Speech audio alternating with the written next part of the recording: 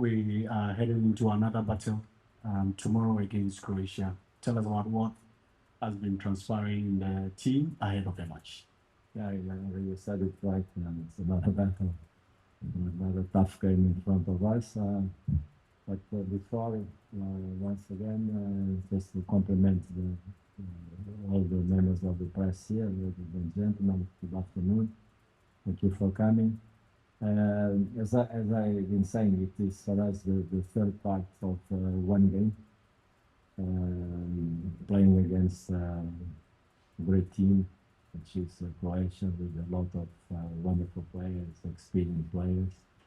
And for sure, it will be tough, intensive for both sides. But at the end of the day, I do believe it will be a lot of fun and entertainment for everybody. And I hope, with the inspiration of my players, that we'll be able to express good football, the best football in the day, in the pitch. And if we're able to do that, I'm sure that we'll be more close to win, which is the target that we have in our mind to play for win, as always. So that's it, simple like that. We're ready for the match tomorrow. Antoine, from the side of the players, what can you tell us? Everyone's ready. Everyone was very happy with the result against England, and we know how important this next game is. We want to make sure we finish off right, get into the next round, and continue preparing, fighting as a team. Like the coach said, it's going to be a tough game tomorrow, but everyone's ready, everyone's excited, and yeah, good to go. Colleagues, it's now time for your questions.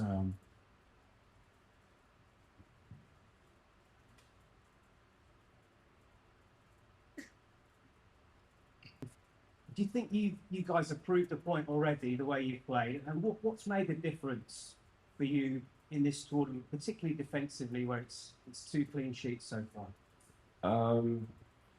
Yeah, I mean, a lot of pundits wrote us off, and that's just opinion at the end of the day. We know what we can do as a team. The manager's obviously come in, brought in his philosophy, and it's worked out perfectly for us. We're a lot more defensively solid for sure, and yeah, we can definitely create chances. So yeah, it's been great so far. And what was the second part of the question? Yeah, what the coach has brought in to really improve you defensively? Obviously, with his experience from coaching in England, he's just brought everyone together. Oh, okay. Yep. Yep, okay.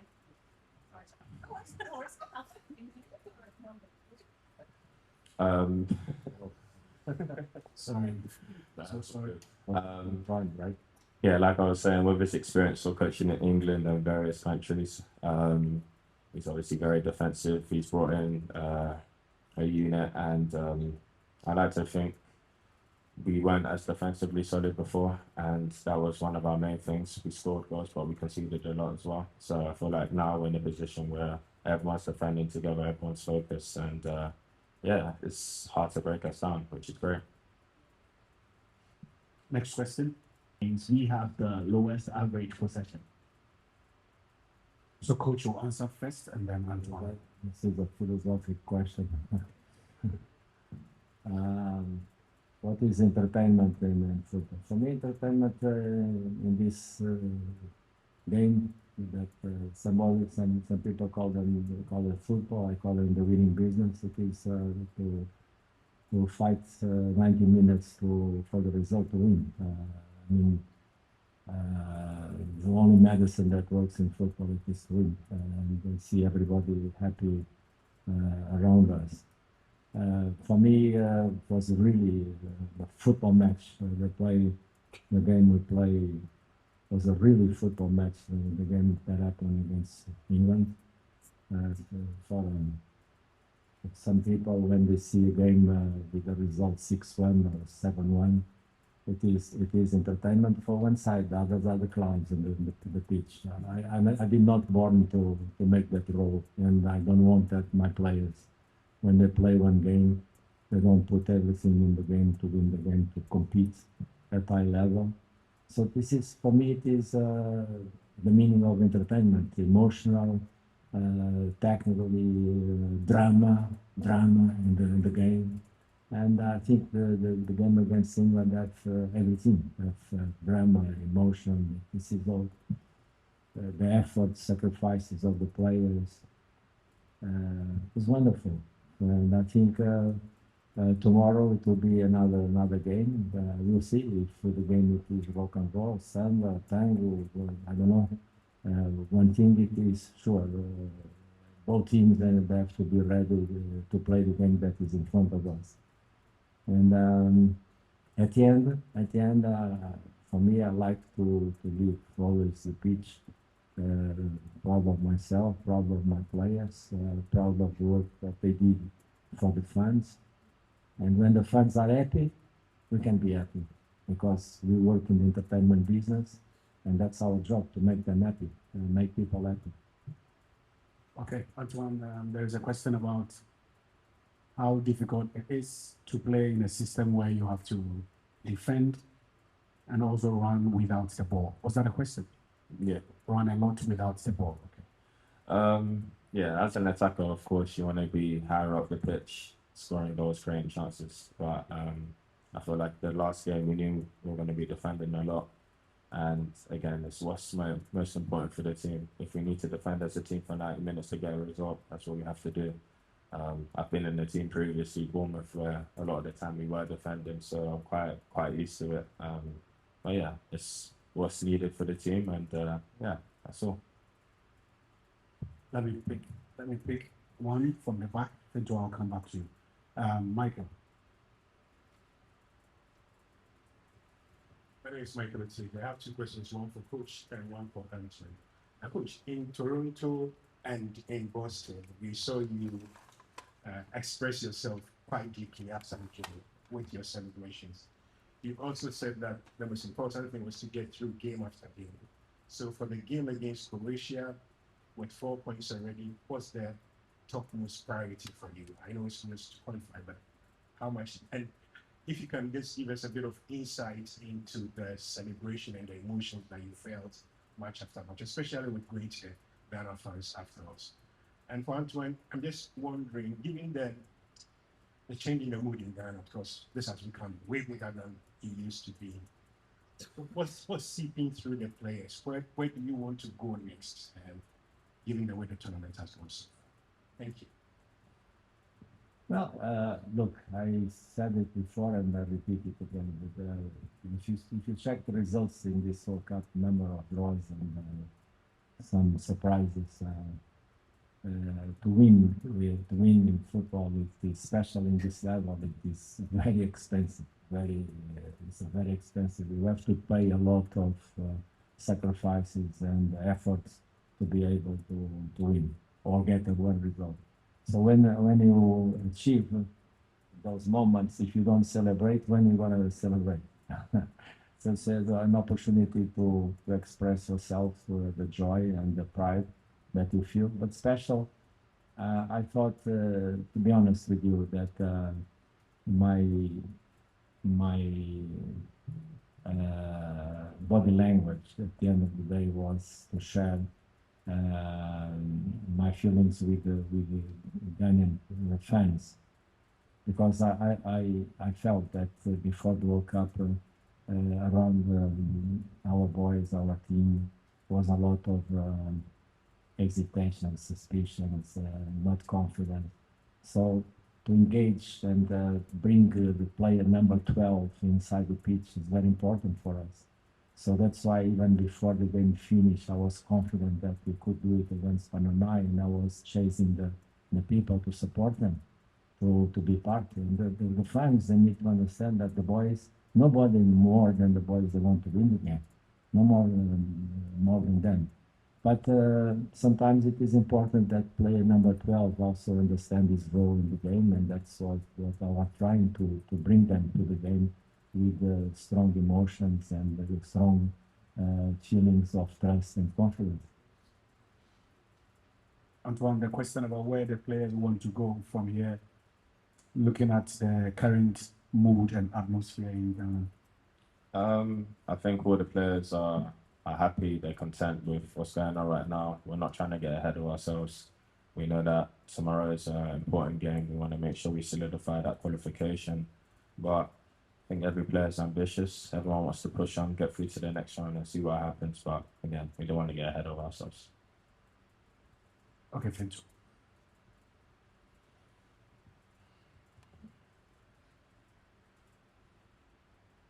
Hi, my name is Semenyo from Joyce for Long, Ghana. Hello, Carlos. I have a question for you, and then one for Antoine. My first question would be, if you look at the permutations, if we finish top of the group, we are going to Atlanta. Mm. If we finish second in the group, we're going back to Toronto. And if we finish third, we're going to Kansas City. If we go to Toronto, that might be without Thomas again, a really important player for us against England. Does this play in, or has this been factored in your No. preparations at all? No, it's the game of football is so difficult. You cannot play 2 games or 3 games at the same time. We just focus on one game, which is Croatia, and get the result. Play good football, and with good football, be better than them on the pitch. That's what we're gonna try to do.